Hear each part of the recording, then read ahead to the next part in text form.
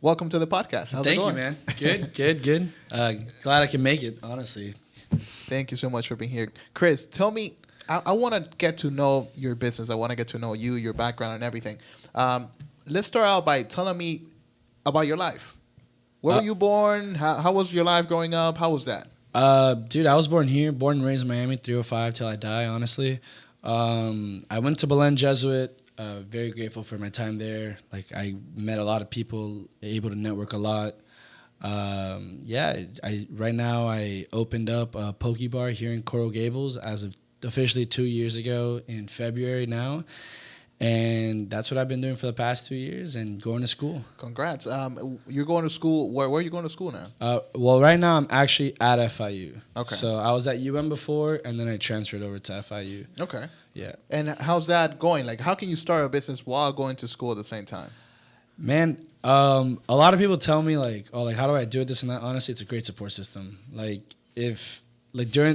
perfectly schedule my classes so that in the morning I go to class, and in the afternoon at night I come back to work. So in the morning, my dad and my brother are there, and they do all like the heavy loading and stuff like that. So, where does the idea of opening up a Pokebar, where does that come from? well, actually, we were there in New York. It was for my mom's birthday. It was 3 years ago, and we were there walking around NYU, and my brother was like, oh, like he was hungry. And he was like, oh, I want to walk into this poke place. I've never had poke. And I'm like, oh, dude, what are you talking about, man? It's just sushi in a bowl. It's like, it's not that crazy stuff. Right. And he was like, oh, no, let's go. And I'm like, all right, let's go in. We go inside or whatever, and whatever. It was an amazing experience. Like, I mean, poke is pretty awesome. You get a lot of sushi for the same price of a small little 8-piece roll. Right. So my dad's there, and he's sitting down, and I tell my dad, I'm like, hey, look, like, this isn't that hard to work around. It's all it is really knowing how to cut a cucumber and some fish. So by the end of the trip, I got like just really eager into like making stuff, and especially with my past, I was like, all right, I really want to I just started making a bunch of rough drafts of what the logo would look. I had at one point 21 different names, 57 different logos. Like, my laptop was filled. How long did that take that process from like the idea to like, you know what, let's start designing a logo, let's start writing a business plan? How long did that take? Well, the logo I made by the end of the trip, so that was 3 days. And then the business plan was done the week after we got back. So that was November 7th, around there, because I had an assignment due for a teacher, and it was a business plan. So I did the business plan for the Pokebar for a class. And you use that to open an actual business. Yeah, and I gave it to my dad, and he was like, all right, this is pretty good stuff. Like, I mean, this is pretty legit. I'm like, I mean, yeah, it's not, and it's kind of hard because like in business plans, you have to like find, oh, what is the average startup for a poke place? Right. And at the time, like, there's only like really 2 big poke chains like in the United States. So like, and they're very like private. They're not public by any means. Right. Like, all of them that are open are just owned by families and people. Right. So you can't just franchise one. Yeah, I mean, now you can. But like before, like, it wasn't as easy, and you can't just find like easy information. Like, they don't just disclose. Like, I think like the best thing I could find was how many Americans are eating poke now, and that was like the only stat that I was able to put in the business plan. But yeah, man, I finished that up in November. December, I signed a lease, and January, I was working on the place. I gave the property 30 days. I told him, give me 30 days, and I'll have this place open in 30 days. February, I was open, and May, I had my grand opening. Wow. Yeah. It's like, what, 4 months before you open a full restaurant and everything? Yeah. Oh, man, And was it scary? Like, what was going through your mind? You're like, okay, I wrote a business plan. People are believing in me. Honestly, I told my dad, I'm like, look, I don't want to do this. Like, I made the business plan for you guys. I did the logo for you guys. I found the place for you guys. I make the menu for you guys. And like, I just want to stay in school. Like, I want to go into law. This is what I want to do. At the time, I was working at a law firm, and I was like, no, this isn't really what I want to do. And then, truthfully, I was just like, my dad told me, like, hey, look, I'm going to put under your name only because you never know when you'll be able to have this opportunity again. Right. And he always he reminded me, like, remember what your dream has always been. And like, as a kid, like, I always watched Rachel Ray and Emerald. I got into sports way later, and I was just like, I've always wanted to open up a restaurant. So my dad put it under my name, and I ran with it. And he hired, actually, for the first year, I had a mentor there. His name was Sergio. Shout out Sergio. He's the best guy in the world, best sushi chef, honestly. And I actually met him. I didn't know this. I met him when I was 14 years old because he came to my house for my birthday. And every year for my birthday, I liked doing like a sushi party. Right. And like for like the first hour, I would make sushi for all the guests, this and that. And then after that, I was like, all right, I'm done with this. This is too much work. You guys are getting really hungry. I don't want to do this anymore. So Sergio was always there. And like I never knew that was him. He had a different hairdo at the time, right, and stuff like that. And then my dad hired him. And he was the one that taught me when I was younger how to make sushi. So like I never knew that while he was in the restaurant teaching me how to cut the head of a salmon off, right, how to like debone stuff. Like he was teaching me how to do all these things, how to operate, not only like forget the poke business. He was teaching me just basic like Japanese culture stuff, right, like things that I like. You can't find that in a book. You can't find that in Wikipedia. Only experience. Only experience because he actually went to Japan, and what he wanted to do was he wanted to be, well, he's a world-class jiu-jitsu fighter. Not jiu-jitsu, I'm sorry. What was it? God. Well, for the sake of the argument. But yeah, he went over there, and that's what he wanted to do. He wanted to go and study that. Like they have schools over there for that. At judo. So he was a world-class judo fighter, and he went over there for that, and he didn't get in. He applied to like the top schools over there. He didn't get in, and he got into like the culinary school, and that was the only way he could make money while he was over there.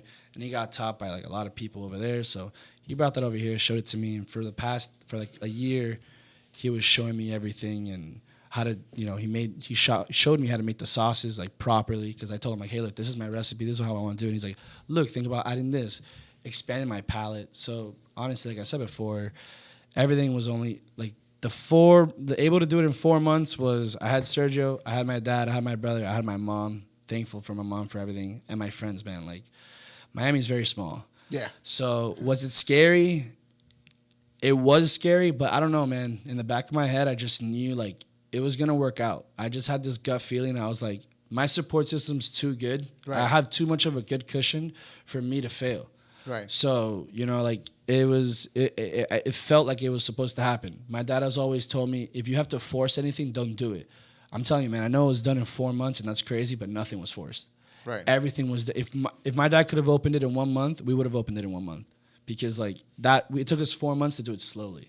Right. So like it was just working, man. It was just working. And how do you convince someone like your dad to like, hey, I need capital? Because people think that you have to wait for an investor, having like rich friends to be able to invest in your business. It's like, start with your family. Yeah. When I started my first business, I was like, Dad, I need to buy this, I need to buy that, I need a camera. Do you want to invest? And he's like, yeah, let's do it. Let's go for it. How do you convince someone? I mean,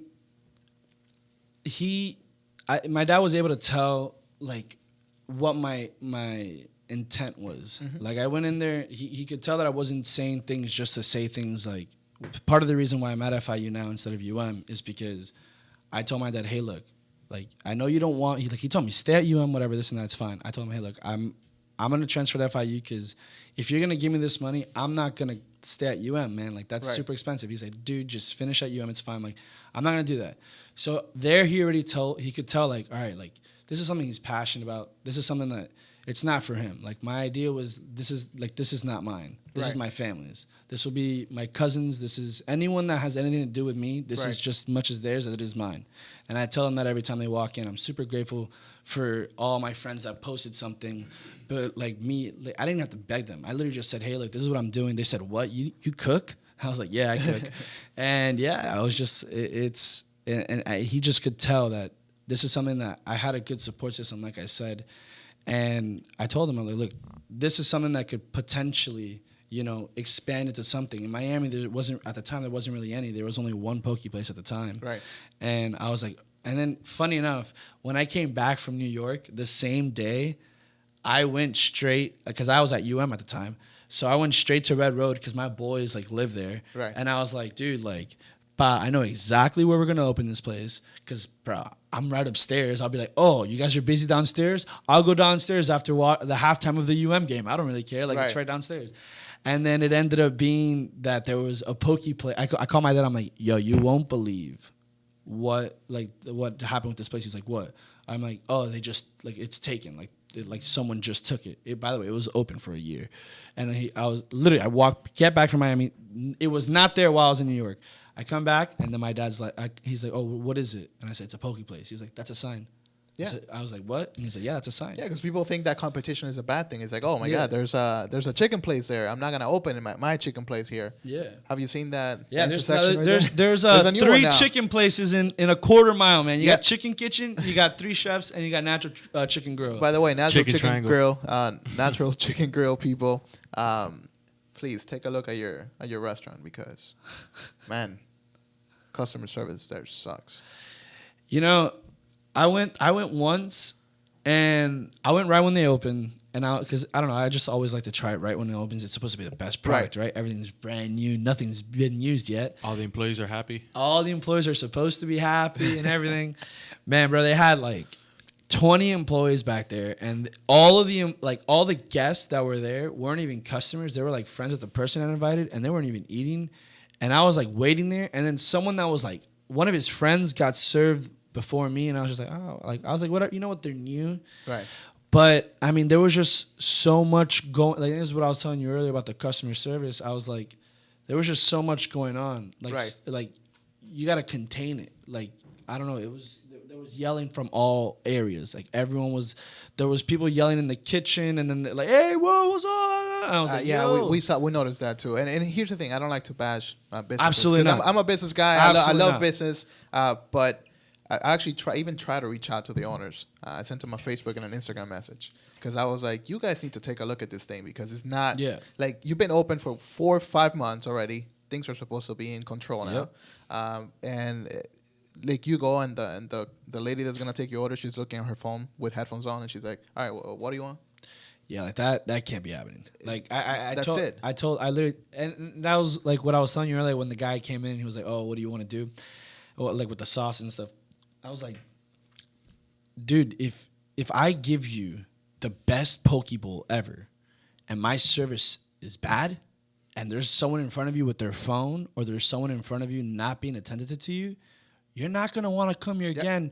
You don't care if the food's good because you know what you're gonna say. You're gonna say, "Yeah, I've already had it." You're not going to say, oh, yeah, let's go again. No, you're going to say, I've already had it. Yeah. But if I tell you the food was good or the food could have been better, but the service was great, you're going to give me a second chance. You'll come back. You'll come back. Absolutely. I remember Absolutely. the first time I went to your Pokebar. I remember I was like, okay, man, I've never been to a Pokebar before. I don't know what to get. I was like, I think it was you or your dad. I don't know. I think it might be you. I was like, what should I get? And you just told me, I got you. And you start putting things in there, and I'm like, do you like spicy? I'm like, sure, go for it. And then, man, it was the best Pokebar I've ever had. You know, it was amazing. Thank you. The only problem is I can't remember what you put in it. I mean, dude, honestly, I don't even probably remember what I put in it. I've made so many people come in and they're just like, what is it? What is it? Because it's a new concept, and I understand that. But I tell people, just tell me what you don't like. I mean, what I always tell customers right in the beginning, they're like, oh, it's my first time. I said, okay, look, there's a couple menus behind you. They're a little bit easier to read. 2, do you want me to explain everything to you in 30 seconds? They're like, yeah. I said, look, I'm a huge advocate of a painter paints on his own canvas. You paint whatever you want. But if you want to get one of these, you can get one of these easy ones. Right. And I always tell them, like, dude, don't be afraid to try something you've never tried before, because more likely than not, you're not going to taste it by itself. Of course. You're going to taste it all mixed together. So try everything. Bro, people put black beans with tuna and like guava and every single fruit you can think of. But you know what? They like it. Yeah. And that's who they are. That's what I do now. I just go there. I'm like, give me whatever you want. Yeah. And that's it. And it's always good. I always go for the 50-50. Really? That's That's my favorite one. Just because the tuna and the salmon. Yeah. I like having both. They're both really good. And at first, you were like, I don't know. I don't like fish. I don't like raw fish. The first time I went to that place, I walked in. I was like, do they have chicken? Yeah, a lot of people do that, man. A lot of people do that because it's a lot. It's hard to trust, a bunch of places that have, a good fish source. Yeah. Thankfully here in Miami, I'll proudly say that most of all fish places around here, make sure that that's a thing. Right. Like you have to have a good product here. You have to have, because if in Miami, if you don't have a good product, you're not going to be open for not even a year. Right. Like even in this little street, dude, there's people that last 4 months, 2 months, Mm-hmm. and it's a shame. You know, it's a shame, especially it just goes to show you how like not every business is destined to succeed. If you're not mentally prepared to put what you got to do to do it, it's not going to happen. It comes from within. I believe that. And I believe in vibes and different things like that. And I believe that if you give all that you can to your business and that you touch different, like for me, I was a journalism major. Nothing to do with business before. Right. And then I was able to save the company money by making my own menus, making my own logo. Like those are, again, in the expenses of a business, it's not much when you look at it, but like it could end up, it's still money. And it could add up to like you can buy one equipment with the money you saved on that, and just things like that. And just, you got to be willing to expand your horizons and walk in every single day with like, all right, what can I learn a day? Like, what can I do? Especially for me that I never like went to culinary school. I'm trying to learn as I go, you know? Let's talk about school. Do you think it's worth it to get a degree? Absolutely. Why? Convince me. Honestly, simply because do I think it's worth it? No. I think you learn on your own. I think you learn on what you want to learn. I don't think we can learn by being forced to learn something. Right now, I'm in a business calculus class, and the guy is... I'm sure you love it. Huh? I'm sure. Oh, yeah. I mean, yeah, right? And the guy literally tells me, he's like, oh, you know, this is the equation, and you're going to have to know it for the test. You're not going to have to know it in real life because, you know, now we have calculators and websites that do it for you. And I'm like, so then why are you teaching it? Right. You know, there's been so many advancements on this phone. Before, it used to be on a thing and you dial it like that. Now we have it on our hands and it has a camera and everything. Why hasn't the school system changed in that sense? But do I believe a degree is important? Yes, because the society demands it. Right. For that reason only. And I also do feel if you change the school system a little bit and you modernize it, you make it like what it's supposed to teach. Right. You know, growth. Right. Right. I feel like more students are gonna want to get a degree in something that they actually want. You know, because the school is supposed to be for you to learn something. Absolutely. And I know that a lot of the programs that they have are a little outdated. Mm-hmm. And the newer programs are like trying to, you know, be with the times. Yeah. It's difficult. It's not. I don't know. It has a lot of different aspects to it. Like, yeah, you should get a degree. Like me personally, I do believe that you should get your degree, and you should get your degree, and you should also get like your grad school degree. Right. Just so certain professions like demand it. Like right now, especially now, everyone's like, oh, I can just Google it. You know, I can. I mean, I don't want my doctor to be Googling in the middle of surgery. Exactly. So it's like, give them something that they can learn through. I believe that also. You learn through experiences. Of course. Like, I believe I'd rather, me personally, everyone's different. I realize that I learn more by physical doing. You learn more, me personally, by going out there and obviously can't perform surgery on a person. Can you imagine? Can you imagine? No. But like doing different little things here and there to like just promote like it actually doing, not just the knowledge of it. Because then you have people like, oh, I have the knowledge of it, but you know, I don't know how to do that, so I want to do something else with this. And it's just, there's many different aspects that you can do with a degree too, and it's a good place to have insurance with it too. So let's talk about passion and money. All right, just because it's kind of weird and in a good way. Yeah, that someone that opens up a restaurant and has the ability to be able to do it, and says, you know what, I still want to go to school and finish my degree. Because a lot of people do business because of money. All they care about is like, I need to make money, and once I make $1 million, that's it, I'm done. But it seems to me that you are like, okay, I like business. I open my business. I run my business. But maybe that's not my passion. I mean, it is my passion, but it's not what I want to do in the long run. Like, I want to end up going to law school. I want to pursue a career into like sports management, entertainment law, things like that. Not necessarily practicing all the time, but like handling more of like contracts and stuff like that. But for me, like I was able to find a passion in this because I don't look at the restaurant as a source of money, even though I know it is. And but it's a smart thing to do. Obviously. But like for me, it's just like I don't want to think of it like that, because then at that point, you're just kind of being like selfish and only thinking of one thing. Right. Like for me, like I think of this as financial security for my family, financial security for me, a place for me to learn new things, a place for me to engage with people, Right. Advance my social skills, advance my my culinary skills.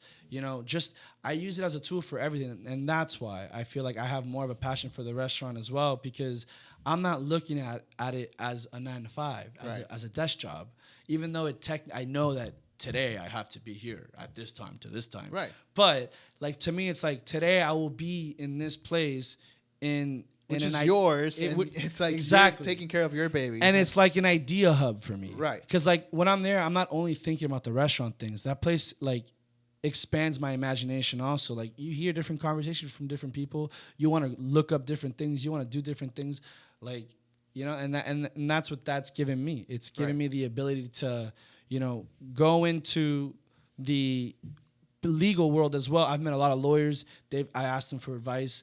A lot of sports agents have come through the restaurant with their sports athletes, and they tell me like right after their people leave, they're like, "Hey, look, because the sports athlete asked me, they're like, "Oh, like you're not the owner. Like, where's your dad?" I'm like, "No, I'm the owner." Like, and they're like, "No way." I'm like, "Yeah." And they're like, "How old are you?" Back at the time, I was like 21. They're like, "You're lying." I'm like, "You want to see my ID?" And they're like, "Really?" I'm like, "Yeah, man." That's the same problem we run into all the time. It's All the like, time. wait, so you work for the agency? No, I'm the owner. Yeah. How old are you? It's like, It's dude. because Like, they think that being a millennial, being young, being Mhm. 21, 22, all you're supposed to be doing is partying and Yep. doing drugs or whatever it is that young people do. yeah. But it's like, hey, there's some millennials that actually want to do something with Exactly. their lives. So how old were you when you opened Pokebar? I was working on the idea when I was 20. The doors opened when I was 21. Wow. And Yeah, now, 21? How old are you? 23. Oh my God, 23, man. 23. 21. 21.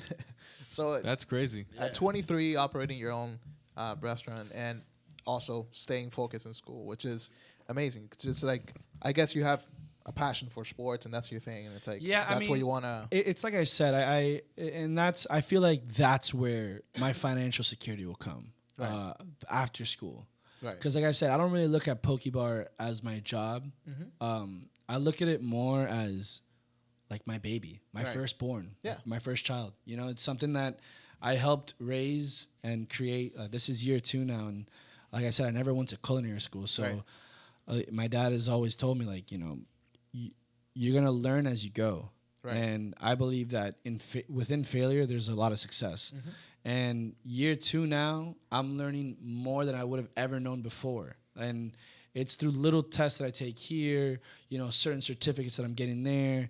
And So you never stop learning. You're yeah, always going. I don't. It's just like I always want to keep myself working, though. I always want to keep my Right. mind working, Right, and that's right. and that's what you were saying before. That people are like, "Oh, but you're like a kid. You're a millennial. Like, Right. what are you doing?" And I'm just like, not every millennial wants to stay home and play Fortnite. Exactly. Like I just want to I want to go out and do my own thing. So I imagine by the time we're 50, we'll be exactly, we'll be a lot more comfortable by we then. built something. Yeah, already. exactly. So, another thing is, I know you guys have been pretty successful. How was it getting your first customer? Like, what do you guys do? How was your marketing? That first week that you're like, okay, we're open. What do we do now? So the reason I say that our official opening is in May is because in February we weren't really open. We just had everything inside, and we had already had our certificates and stuff. And like there was just some things that we were missing. Like we just didn't have our whole menu. Right. And like someone left the door open. Like either Sergio, me, my dad, or my brother left the door open, and someone walked in. And they're like, "Hey, are you guys open?" And we all looked at each other. We're like, "Yeah, we're open. We're open. Yeah, you come on in." And it was just like that was like so blissful. Like it was Right. just so happy. I was like, wow, like. And honestly, like it's where we are too. Right. There's a lot of foot traffic here. There's the mathnasium and stuff. So like a lot of people are walking in. And it's like, oh, and this is this is 2 years ago. This is around the time Pokemon Go is very big. And they're like, oh, is this where I can get a Charizard? Is this everyone's making their jokes? Oh, is this the Pokemon Go stop? I'm like, no, man, this isn't a Poke stop. It's a freaking Poke place. It's a place to eat Poke. It's Hawaiian food.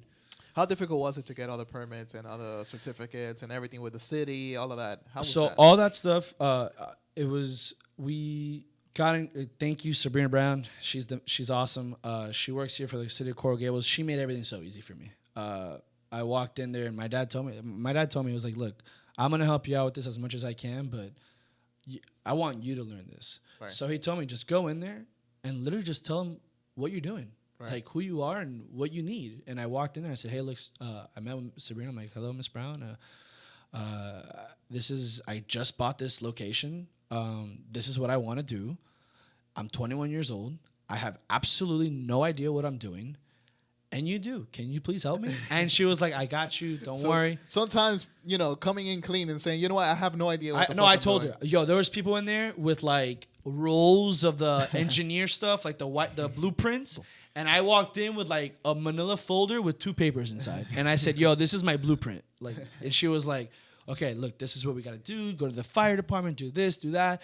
And then it's a lot easier. Any business owner out there and you want to open up a restaurant, this is the cheat code.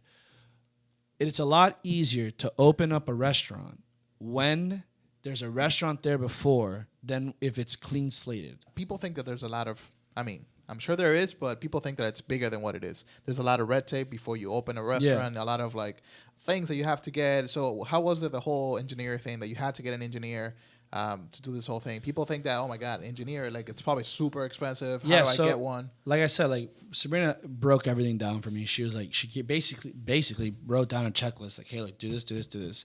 And it was like I said, it's just going and wanting to get it done.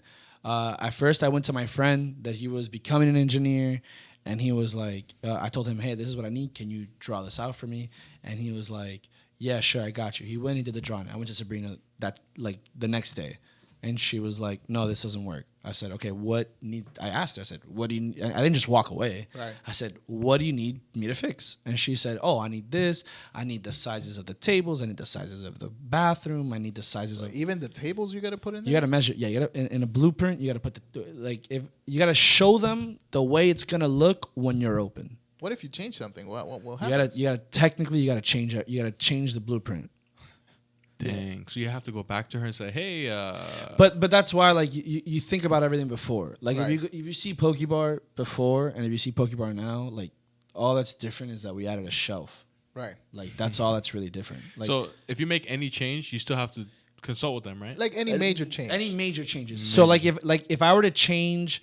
like where my two, like, you know how like you have the line? Mm-hmm. If I were to, like, let's say knock down that wall and instead of it being a line, it's just I make everything in the back, I have to go and tell them, hey, it's no longer horizontal, now it's just vertical. Right. Now that's how my floor plan is. Then there you have to change it. Like big things like that, you got to change. Like let's say I replan my whole thing in the front. Like I move all my tables around. Those things you have to change absolutely because like then it's as if you're a new business. You know, right. It's a new brand. It's a new like look. But yeah, and then when I went back, she was like, hey, look, I need all these things sized and stuff. I went to one of my dad's friends that had worked for the city of Miami. Mm-hmm. And like, funny enough, he had worked in that department before because he had a degree in that and stuff. And he was an engineer. So he just went and did the floor plan for us because he knew exactly what the city of Miami wanted. Right. So right. It's, like I said, I can't say that everyone will be able to open up a restaurant in 4 to 5 months, but if you have a good support system and if you have a good networking group, like I was very blessed with like my friends and my dad and my mom. How do you market your business? Like, for me, the way I market it is I do a lot of social media, and the vibe that I want it to be is like a place that you just want to go and hang out with your friends and have food to eat. Right. Like if I'm hanging out with my friends and I'm hungry, like I don't want to just Uber eat something. So like that's the vibe there. Like during the day I'm playing Bob Marley, and at night I'm playing lo-fi hip hop. Like, right. That's what I'm doing. Like it's what I'm feeling, and I have sports on the TVs. On one of them I'll have like all the promos and stuff, and I make it really like I make it focused to everyone. Like that was one question I always hated in marketing class was what's your focus group? Like who is your target audience? Right. I was like, bro, you know, my target audience is everyone. Like, I want everyone to like my stuff. Why? Well, like, why does it got to be just one group? And that's it. Like, old people come in and like you see them, they're like confused. Like, they're like, "What's going on here? What do you mean it's raw? You can't cook it for me?" And bro, they leave and like, "Oh my god, this was amazing! Like, this was a great like experience as a whole, you know." And that's how I market it. I market it more of like it's a place for the people. It's a place that we can all enjoy together. So can you tell me in a percentage how many people come from word of mouth? From word of mouth, in the beginning, I would say it was all 100%. And then now it's probably gone around to 30% around there. Because a lot of people just like tell me, "Oh, like my friend had told me about this place. You know, I finally came around to it." That happens a lot. A lot of people coming because of Yelp. Yelp is a huge thing. I don't agree with the way that they do things, not going to lie. Why? Because like, if a customer comes in, like they'll pick certain things that they put up. And like, I don't get it. Like there was a girl that came in yesterday and it was her first time ever. And she came in through Yelp. And Yelp told her, if you check in, you get 10% off at this place. She checked in. She gave me a review. Her review didn't go up on Yelp. And I was like, "What do you mean?" And I called Yelp and I'm like, "Hey, how come these things, like you guys aren't putting my reviews?" And they said, "Oh, we don't post reviews if like you're telling them, 'Hey, if you post me a review, I'll give you this for free.'" I said, "What do you mean? This is something that you put on your website. You said, do you want to incentivize the customer to come in for 10%?" Right. And it just didn't make sense to me. But again, Yelp brings in a lot of business. So shout out Yelp. Just fix that problem. No, and it makes sense. So if you have a restaurant, you have to have a Yelp. That's what you're saying. Oh, absolutely. Oh, absolutely. And I don't understand that. Like, you'll look up some restaurants sometimes and it'll say, "Claim this restaurant." Right. And I'm like, let's just claim them. yeah. Let's claim all of them. Absolutely. Dude, you should, though. Because at that point, it's basically yours, right? No, man. I just didn't get it. Like, you have to have that. It's a hub for people to tell other people that they like eating here, what their experience is. And you learn a lot, too. You know, like, sometimes, one time I was on a family trip. And I left the place with some of the employees, and that employee didn't put enough rice seasoning on it. And only reason we found out was because a customer sent me a message through Yelp. Thankfully, that customer did not put a review. That customer sent me a message and said, "Hey, look, I just wanted to let you guys know I didn't see you, your dad, or your brother there. Like the rice wasn't seasoned the way it was supposed to be seasoned." Because I know how the way it's supposed to be. And that gives you, it's a tool of its own. Like, it's its own PR, its own HR. Real feedback from real customers. Feedback. And here's the thing, because I know there's a lot of people that love to post bad reviews only. Why don't we just post good reviews as well? Like, you know that if you go to a restaurant and the food is bad, there's like a 90% chance that, and this is just me making up numbers, by the way. Don't look it up. Oh, yeah. There's a 90% chance that you're going to write a bad review. For sure. If the food and the service is amazing, you just want to walk out and talk about it. it's just like, "Oh, man, it was great." And just walk out, tell one person maybe, and that's it. You don't tell anybody else. I brought Rebecca to the Pokebar. I was like, Rebecca's my wife. And I'm like, "You have to try the Pokebar. Like, we have to go there." And I remember one time we were like getting out of the doctor or something. And I was like, "You know what? Let's go pass by." And we had it, and she loved it. That's awesome. Thanks, guys. Thank you. And it's that when you go to the Pokebar, you feel like you're there with family. Like, you don't feel like it's just like your employees. You do a great job hiring employees. Thank you. Let me tell Thank you. you. Because every time I go there and you're not there, I'm like, "Give me whatever you want." He's like, "I got you." Yeah, for sure. Sometimes when I go to some places like Subway, sorry Subway, I used to eat there a lot, but you go there and you're like, "Put whatever you want." They're like, "What do you mean?" But "Oh do my you God." want this one or do you want that one? It's like, dude, what do you recommend? I mean, it's what you want. It's like, stop throwing the punches back at me. But that's the thing. I know it's what I want. I get it. But I'm telling you, give me whatever you want. Yeah, that's it. Yeah. And just because, I'm open to trying different things, and it's like, maybe you try something, you're like, "Oh, wow, this is amazing. I never had a chance to eat that," because I always get the same thing. I'm the type of person that, let's say if I go somewhere and I like something, I'll keep getting the same thing forever. And then it's like, damn, like you're leaving a lot on the table. Like that time I went with you and I was like, "This is amazing." And then next time I was like, "Chris, whatever you want, man." Yeah, I mean, it's what you guys said, man. Like, people are more likely to leave a review if the service is bad than if it's good.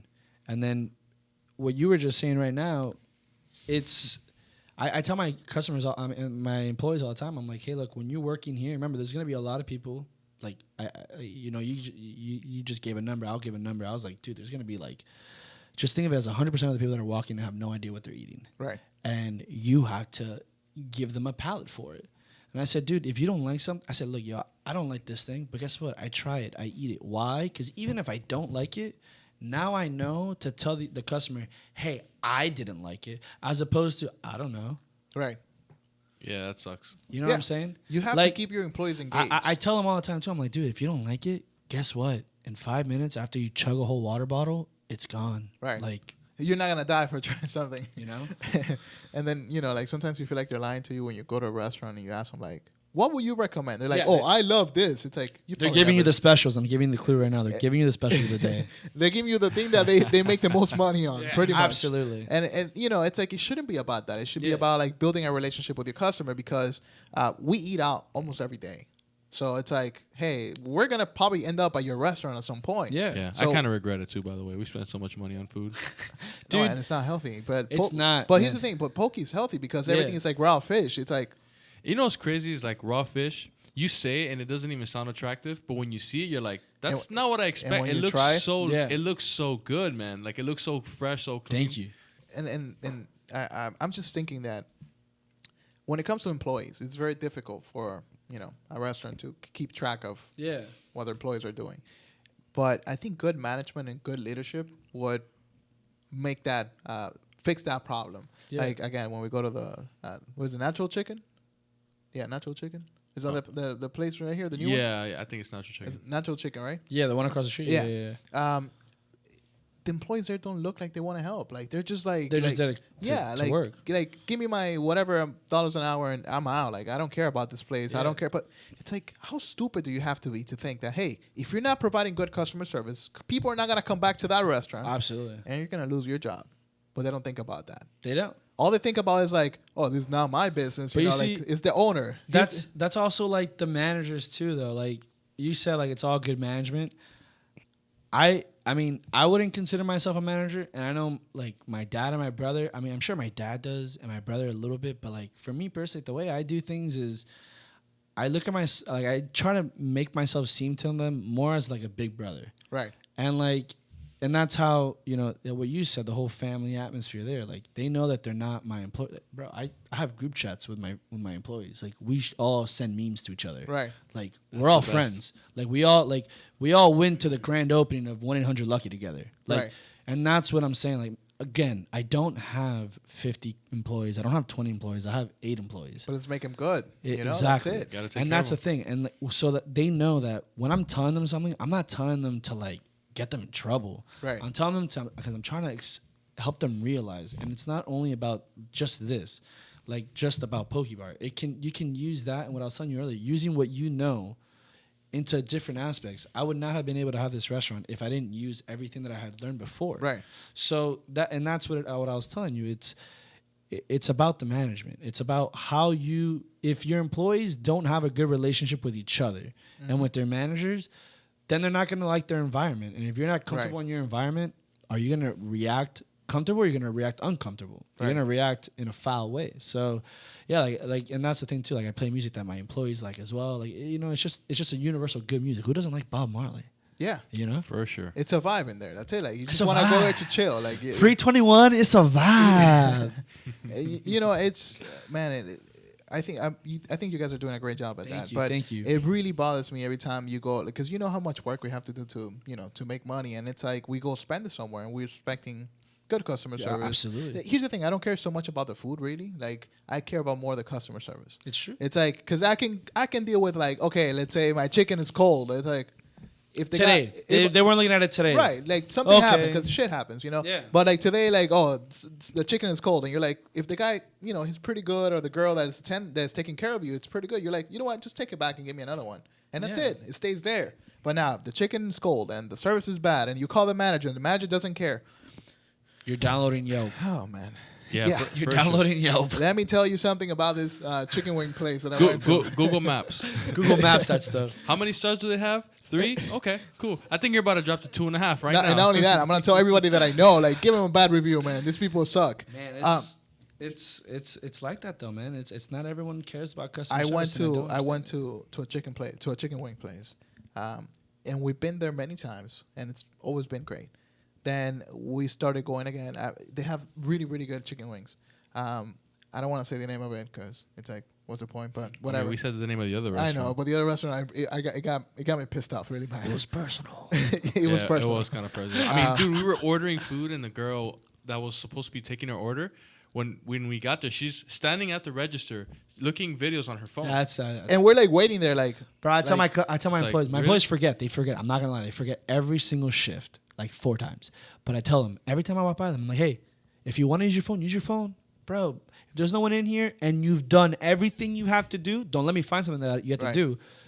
Then yeah, use your phone in the back, but use it in the back. Right. You know what I'm saying? Like, I tell them and I make it very clear to them. I'm like, stop thinking of it as you on this side.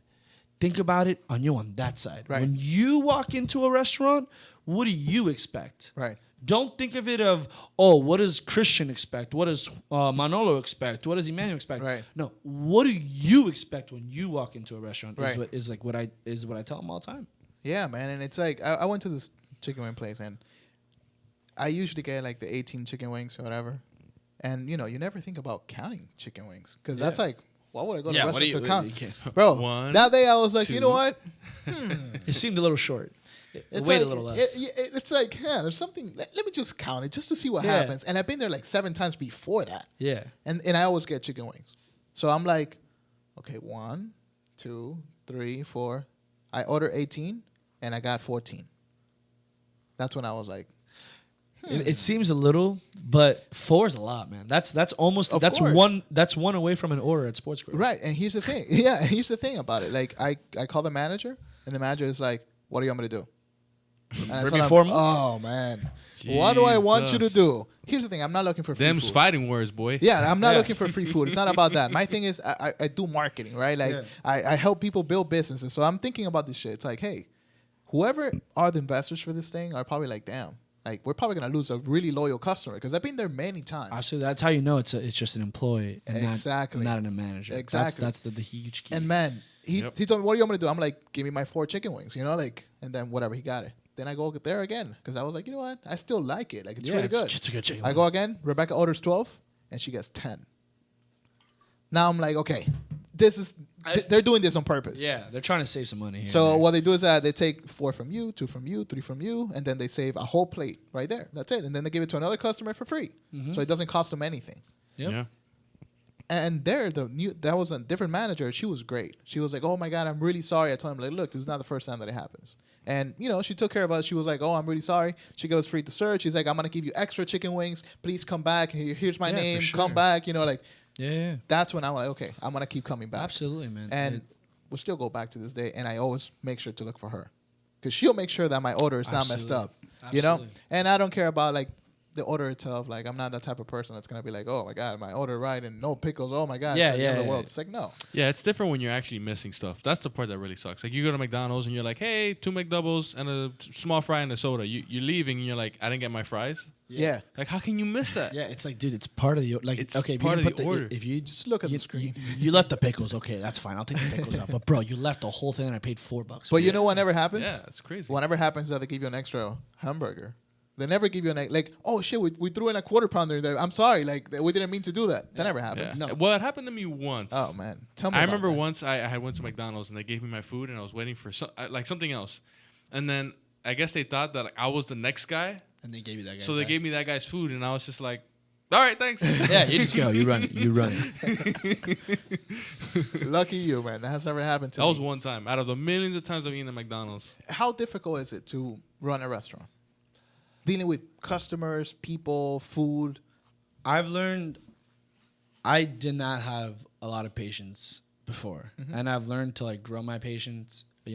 People are very special and every single person demands something different. Mm-hmm. So you just start learning how to like just be like good with people. Just good service to people like you were saying before. Right. And like I said, is it difficult? Have your stuff all counted, inventory everything. Make sure that you're hiring good employees. Make the managers from within.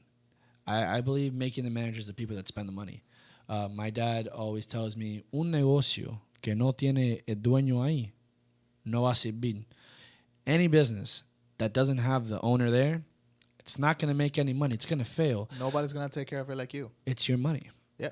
So I believe making the managers, people that have invested money or, just have a care for that person. They don't want to let that person down. And those only come from within. My managers are me, my dad, and my brother. Right. Having a great support system within the walls of your business and outside of the walls of your business. I have a lot of friends that come in. I don't tell them to come in, and they just tell me, like, hey, look, like, I like the food, and they just post it. I'm not asking them to post anything. Like, it's just things like that. And another thing that I want to mention, it's like, if you have a friend that owns a business, don't ask for free shit. You're putting in all this work to build a business, and then your friends think that, oh, free food, let's go. Yeah. It's like, no, you're running a business. Like, it costs money to produce all this stuff. I think you should be paying double because you're my friend. Because you got to support me. Yeah, for sure. It's like, how much is the Pokeball? 15? Okay, I'm going to give you 30 because you're my friend. You know what I'm saying? No, it's funny. I'm not, you learn a lot about who actually care about you and who don't. Yeah. And I'm not saying people that, come in and doing that stuff don't care about me by any means. It just shows you who cares about you more and who's actually here for the long run. Funny enough, I was actually, a couple months back, I was listening to sports radio.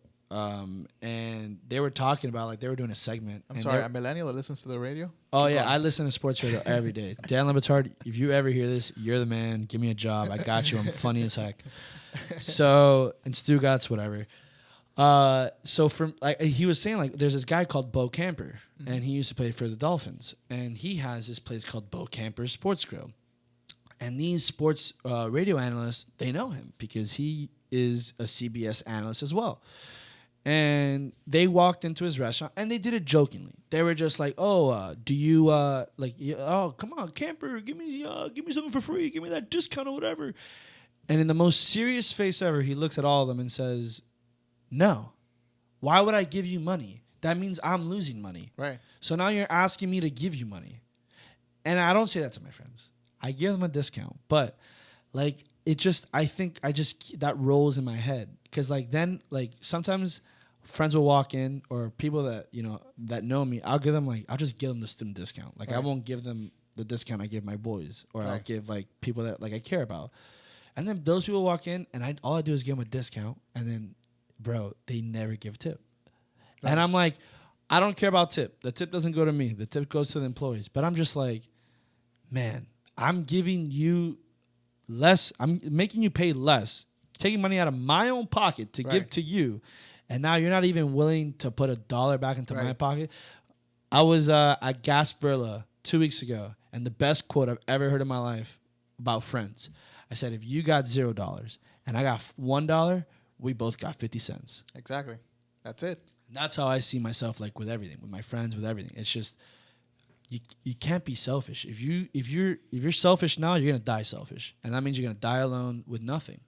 And I'm not talking about you can die with like friends. With like all the money in the world, but if you have nothing to like balance it off with, and that's all the important stuff too. Like what you were saying, like how is it running a business, man? It's having people around you that just genuinely want you to win. Yeah, you can't do anything by yourself. Stay away from they. Stay away from they. Right. They don't want you to win. They don't. Yeah. He's right. He knows something. It just it's difficult to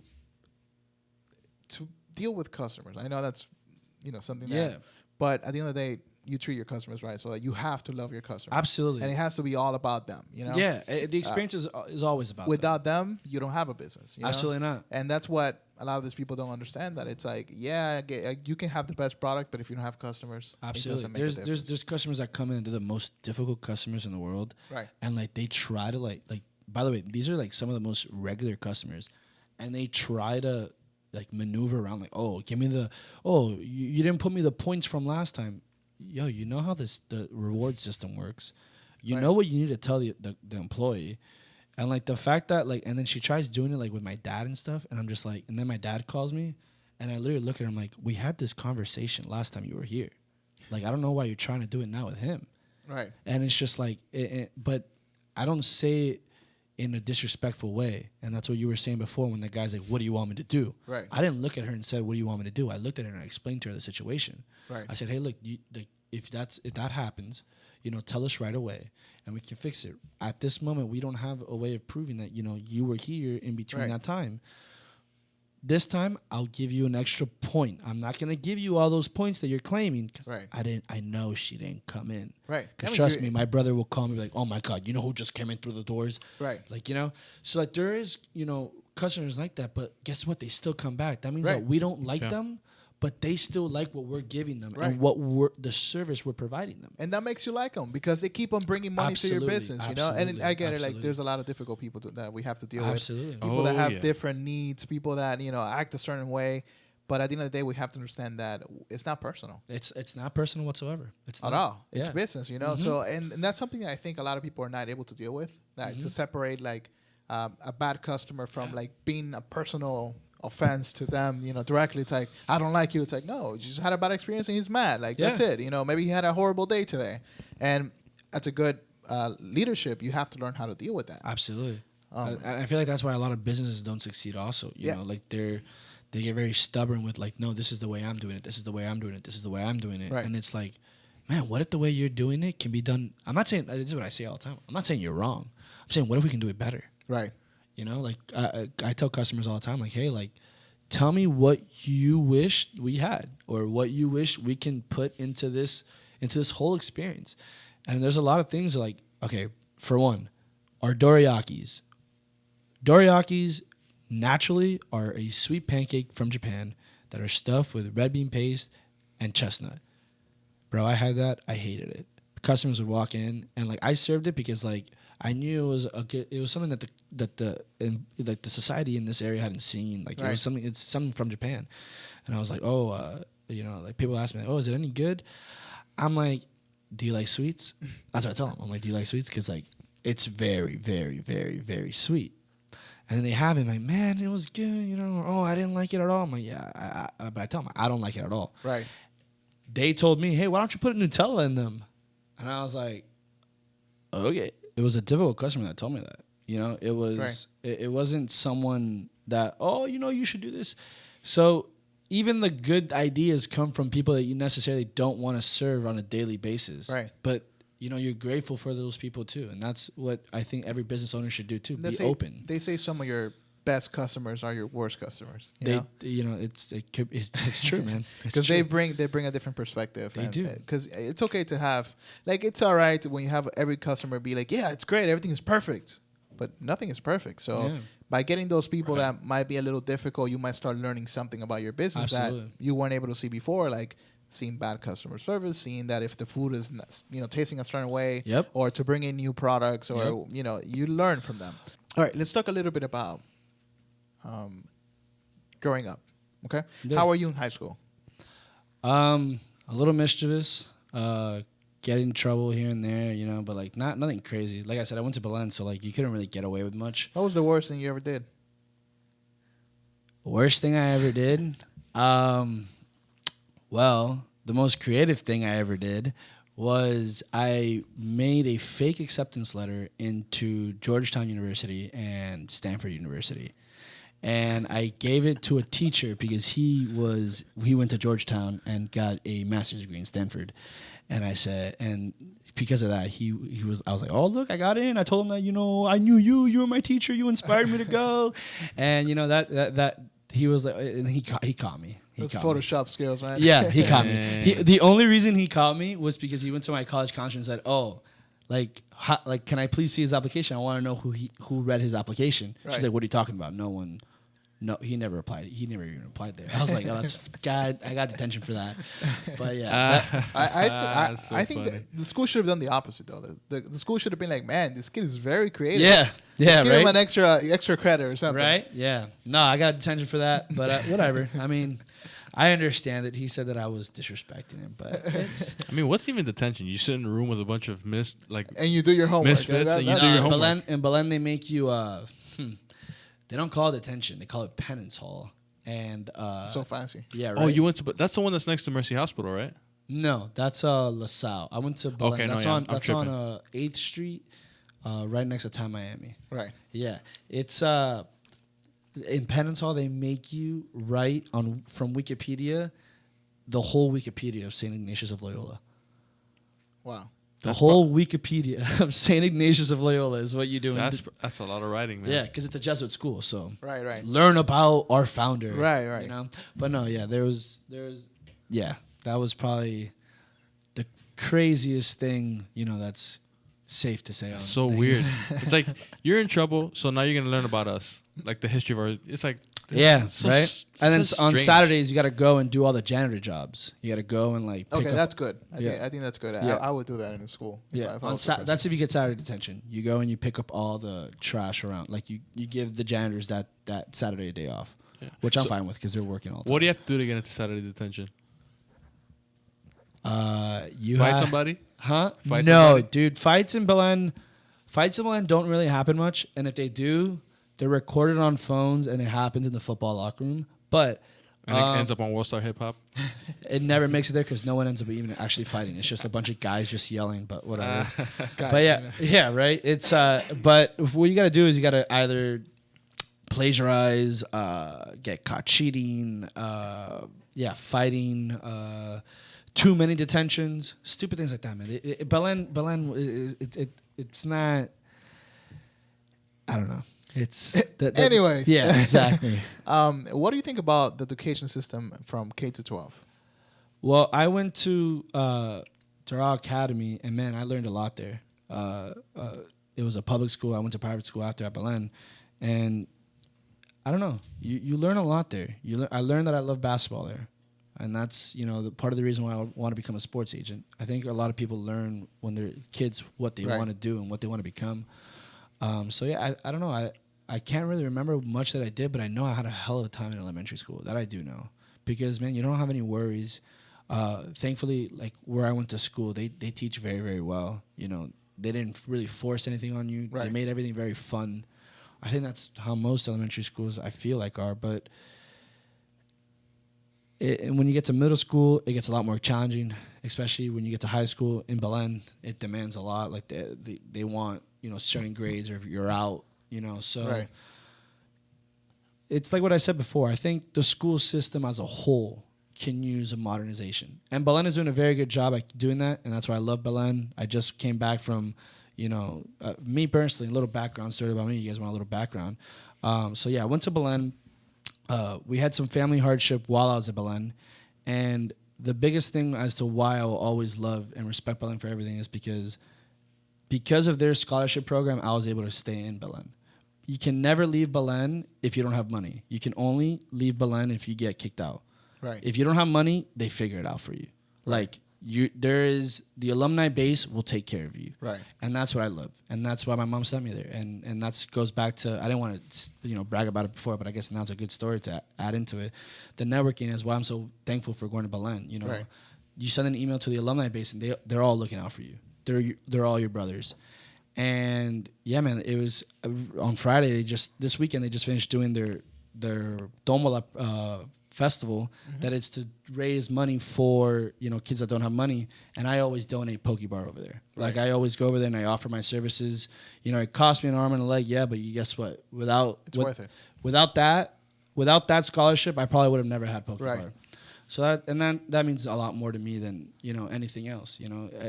I use this restaurant as a tool to help others. I do a lot of things with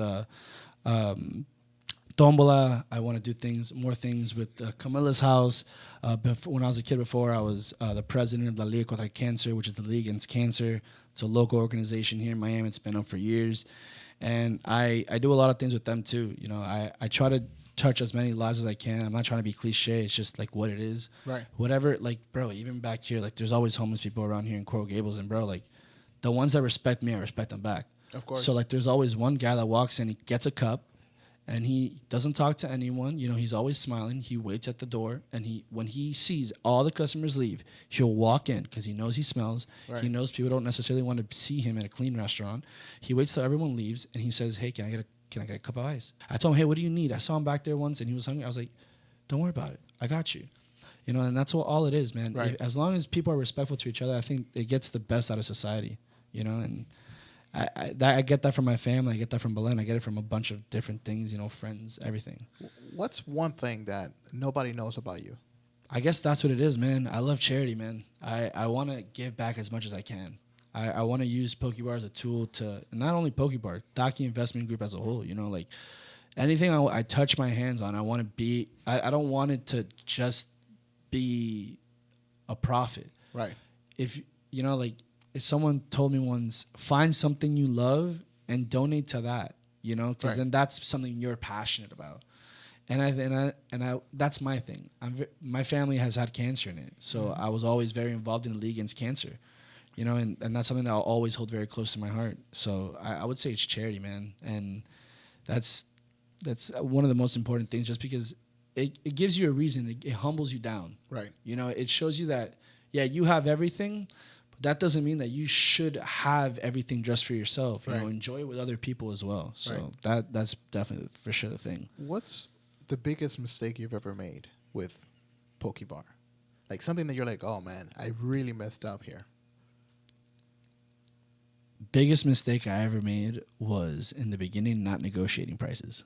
So back in the day, the fish would cost me triple what it cost me now. Like right when I opened, I wasn't even making a profit. I didn't even know. Like I was like losing, like the first month, I was like, I had no idea. Like I said, I had no idea what I was doing. And then now I was able to learn by myself things that I learned in classes. This is where the school system does come into help. And I made like spreadsheets and stuff and like broke them down like per freaking gram. Like everything you buy comes in pounds and stuff. I broke everything down per gram. So even if I throw away, even if I throw away one piece of edamame, I know what that one piece of edamame cost me. Right. So and that's probably the biggest mistake I ever did. Not try to do it. I tried doing it all by myself in the beginning. I tried doing it all by myself, and that was the biggest mistake I ever did. I didn't incorporate everyone else. Just like was that an ego thing? No. It was just I didn't. My dad and my brother had their own business at the time, and I didn't want to give them like a sense of more pressure. So then my dad started getting more into like, I'll be half here, half there, this and that. And then my brother ended up selling his business and then reinvesting into the company. So that obviously helped a lot. But no, I would never say it was ego. It was just more of like, my dad's a 50-year-old man. I didn't want him to have more stress, Right. So yeah, because, entrepreneurs and business people tend to have a little bit of pride, and they're like, nah, I can do it by myself. Nah, man, I try to be as genuine as I can with people whenever I talk to them. Like this weekend at Tombol, actually, I met the owners of the wharf. I didn't even know they were from Belen. Yeah. And, man, I met them, and, bro, like, they were just like, dude, how old are you, this and that, whatever. And I was just talking, like, oh, what was your thing? And my mom was right next to me. I'm like, oh, man, I ran out of business card. My mom comes out, here's a menu. And I'm like... And they're like, "Oh, mom always the same." I'm like, "That's my thing, have the people around you help you out, Like I said, without my mom, I wouldn't have had any of this because she was the one that really pushed me. Right. She was like the one like, this has always been your dream. Like, come on. Like my dad told me, my mom made me believe it. She reminded me, hey, like this is what you want to do. So yeah, it's. What's the best decision you've ever made? Best decision I ever made. Yeah. Opening the restaurant. Going back to FIU. Really? Yeah. Why is that? It made me want to learn more. Why? Okay, talk to me about. Let's say, imagine somebody who has no idea what the difference between UIM, FIU. Yeah. What's the deal? Because this is just for me personally. Everyone, like I said, everyone's different. I didn't really connect with the people at UM. I felt like they weren't my people. They were a lot of outside people, and I'm very open to meeting new people. Like all of my friends from FIU, like they're from Saudi Arabia, they're from Maryland, New Jersey, New York, California, from everywhere. But I don't know, in UM, I obviously had my very, very close friends, but like I felt like that was it. If you're not in a frat, this is me. If you're not in a frat, like a lot of people don't really care. It's very niche-y. And, not to be, say anything controversial or anything, but like when I went back to FIU, it was just, it says worlds ahead.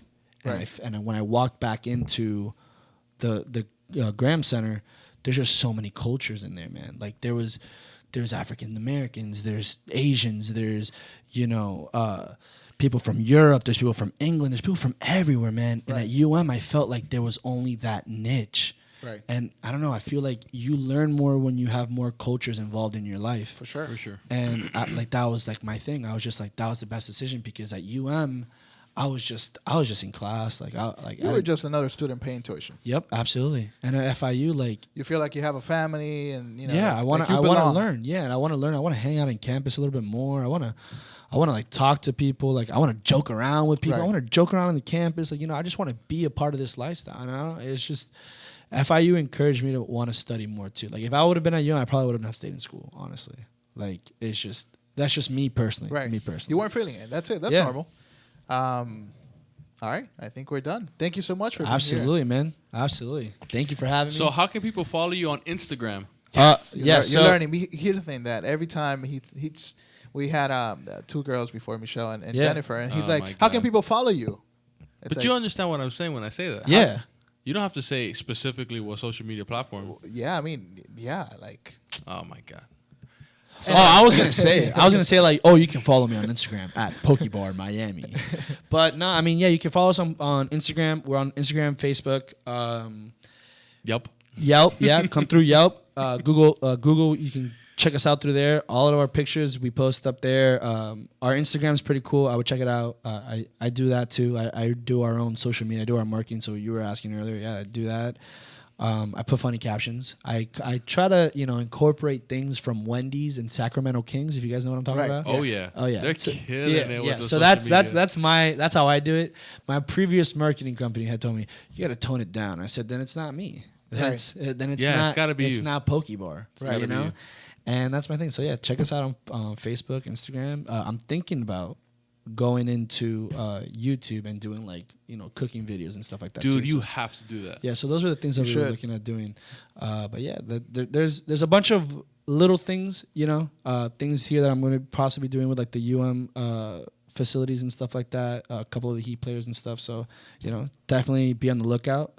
And I can guarantee that there will be more Pokebars around in the near future too. So awesome. There we go. All right, Thank you very much. Thank Absolutely, you so much, guys. Anytime. coming along. For sure.